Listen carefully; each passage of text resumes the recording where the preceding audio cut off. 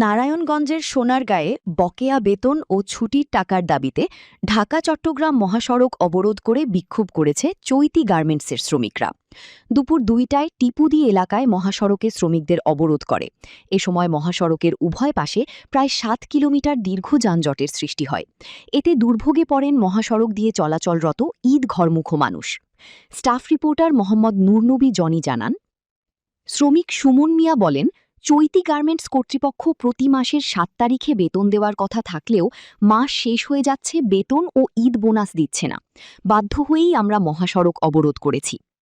খবর পেয়ে মহাসড়কে ছুটে এসে সোনারগাঁও উপজেলা নির্বাহী কর্মকর্তা আসিফ আল জিনাত, নারায়ণগঞ্জের অতিরিক্ত পুলিশ সুপার দীপঙ্কর ঘোষ, সোনারগাঁও থানার অফিসার ইনচার্জ গোলাম সারোয়ার সহ পুলিশ সদস্যরা প্রায় ৩ ঘণ্টা প্রচেষ্টা চালিয়ে পরিস্থিতি স্বাভাবিক করেন।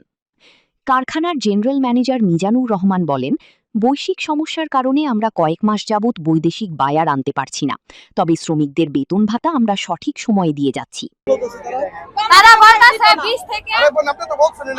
20 থেকে 30 তারিখের ভিতরে তারা আমাদের ক্লিয়ার করবে। তারা যদি এতটুকু সময় নেয় তো আমরা কিভাবে দেশে যাব?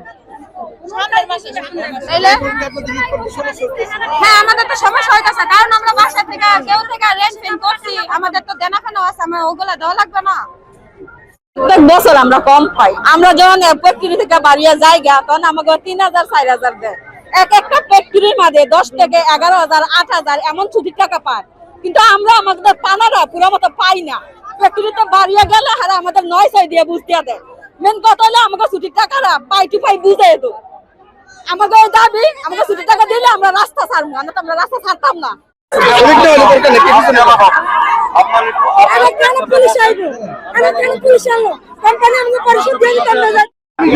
আমরা আমাদের শ্রমিকদের এপ্রিল মাসের বেতন যথারীতি নিয়মে পরিশোধ করেছি, বোনাস আমরা পরিশোধ করেছি। মে মাসের বেতন আমরা হাফ দেওয়ার কথা ছিল, আমরা হাফ দিয়েছি, অর্ধেক আমরা দিয়েছি। কিন্তু আমরা অর্জিত ছুটির টাকা আমরা বলছি যে আমরা ঈদের সময় দিব, কোনো কারণে আমরা সংকটের কারণে দিতে পারি নাই। আমরা মাইকে ঘোষণা দিয়েছি, শ্রমিকদের সাথে কথা বলছি যে আমরা ঈদের পরে খোলার পরে আমরা ২০ তারিখের মধ্যে দিব, সেটা নোটিশ আমরা করেছি। কিন্তু তখন তারা কিছু বলে নাই, এখন তারা এসে রাস্তায় এসে। এবং আমাদের মোট এখানে প্রায় ১০,০০০ শ্রমিক, এর ভিতরে ৩-৪০০ শ্রমিক এখানে দাঁড়ানো আছে, বেশিরভাগ শ্রমিক চলে গেছে।